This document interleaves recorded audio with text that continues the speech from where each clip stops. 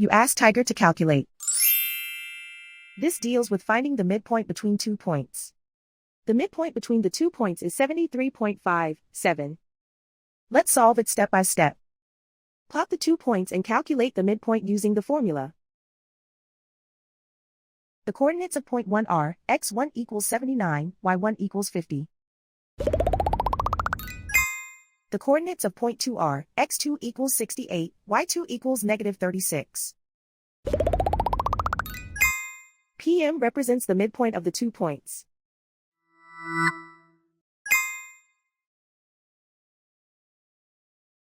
Use the x values in the midpoint formula to find the midpoints x. x1 equals 79.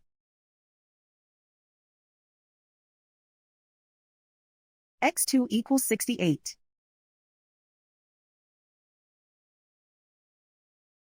Simplify the arithmetic.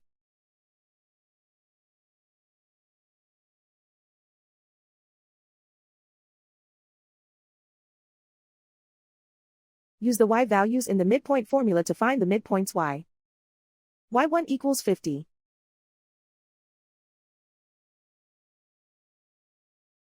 y2 equals negative 36. Simplify the arithmetic.